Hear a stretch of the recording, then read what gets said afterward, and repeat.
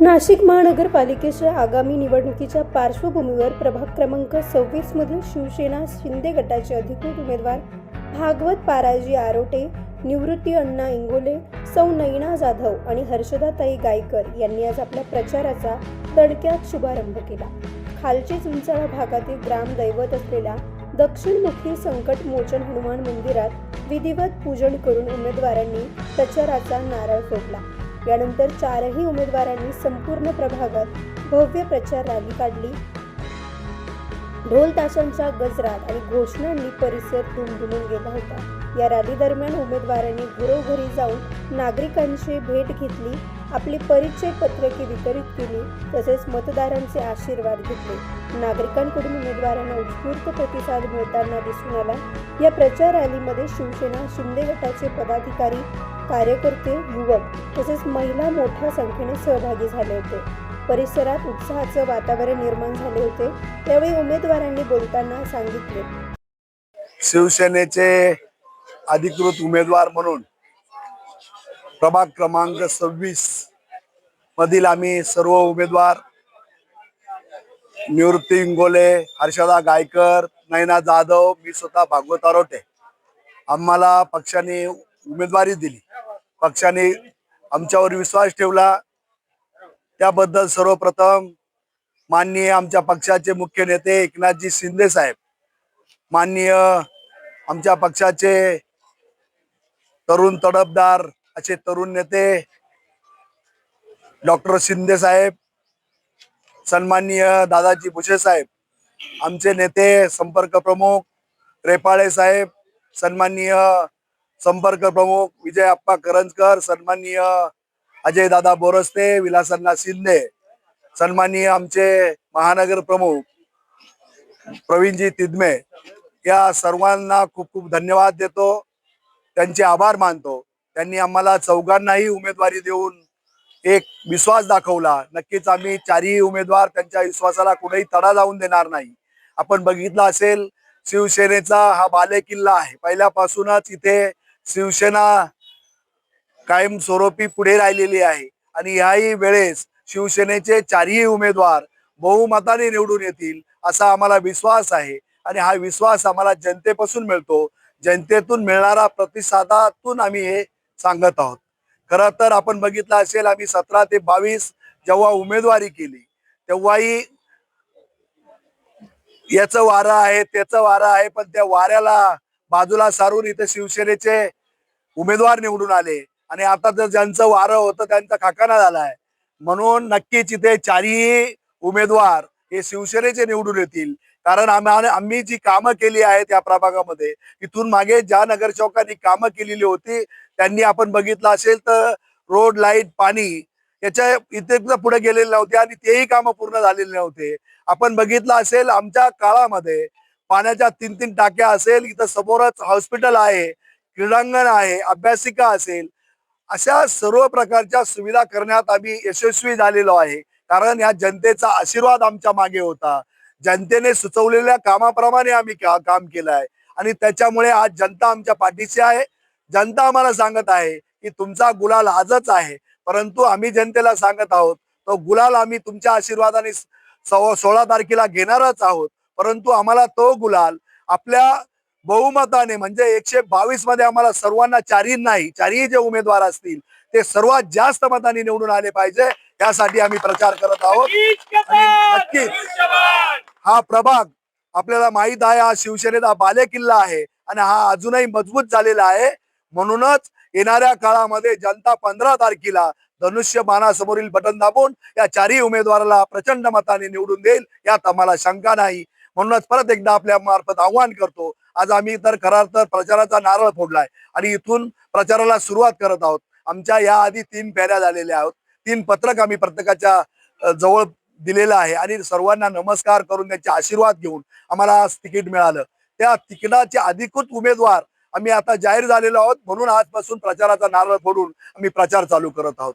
मी नक्कीच आपल्या मार्फत या जनतेला प्रभाग क्रमांक 16 मधील सर्व माझ्या माता भगिनींना नम्र आवाहन करतो की येणाऱ्या 15 तारखेला आपण धनुष्यबाणासमोरील बटन दाबून प्रचंड मताने आम्हाला विजय करावं, हीच नम्र विनंती। जय महाराष्ट्र। नमस्कार। सर्वप्रथम मी जाधव परिवाराची सुनबाई म्हणून सर्वांना नमस्कार करते.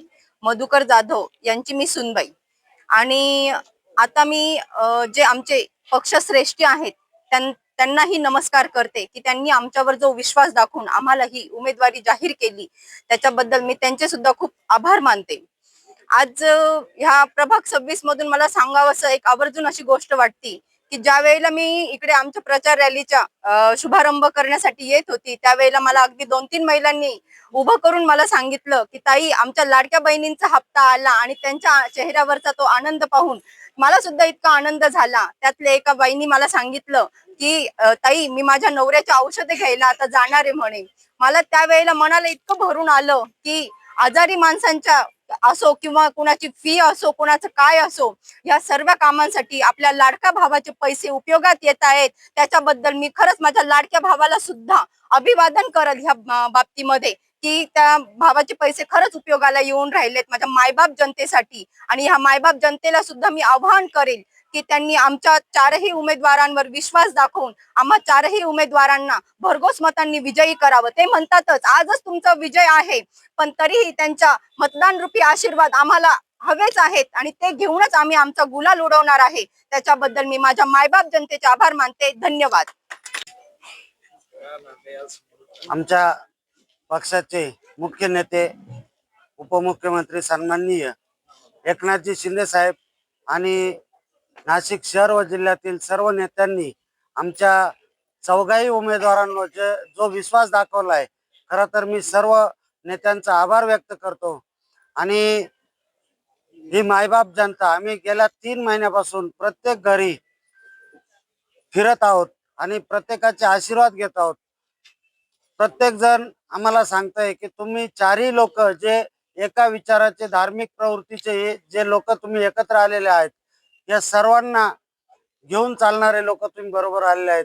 तुमचा विजय निश्चित आहे. परंतु मी सर्वांना, मायबाप जनतेला एक आवाहन करतो, आपला मतदान रूपी आशीर्वाद देऊन येत्या 15 तारखेला आपण सर्वांनी सहकुटुंब लवकर घराच्या बाहेर पडून आपले आशीर्वाद रूपी मतदान आम्हाला द्यावं आणि 4ही उमेदवारांना भरघोस मतांनी विजयी करावं.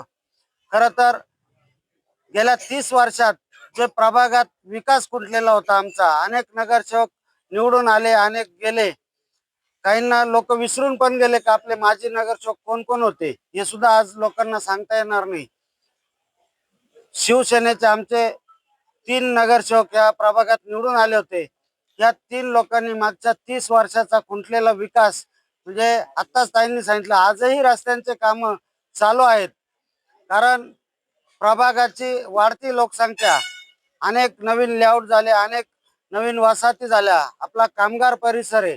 कामगार परिसरात कुठून गावावरून नवीन नवीन लोक येत असतात. प्रभागाचं वाढतं रूप बघून आणि सर्वसामान्यांना परवडतील असे घर इथं उपलब्ध असल्यामुळं प्रभाग निश्चित वाढत आहे. या नवीन वसाहतीमध्ये पण आज रस्त्यांचे काम असो, ड्रेनेज असो, पाण्याची पाईपलाईन असो, या सर्व सुविधा पुरवण्याचं काम शिवसेना या पक्षाने केलेलं आहे. खरं तर 2022 पासनं महापालिकेचे निवडणूक रखडली होती. सर्व आज माजी नगरसेवक असताना सुद्धा माजी नगरसेवकांना एकनाथ शिंदे साहेबांनी नगर विकास खात्याच्या माध्यमातून निधी देऊन जनतेचा विकास थांबला नाही पाहिजे, रस्ते कामं थांबले नाही पाहिजे, याच्या दृष्टीने निधी उपलब्ध करून अनेक कामं आज चालू आहेत. भागवत भाऊ असतील, हर्षदाताई असतील, मधुकर शेठ जाधव असतील, या सर्वांनी साहेबांकडे भांडून विकास निधी आणून जो पाठपुरावा या लोकांनी केलाय, ते काम आज पण चालू आहेत.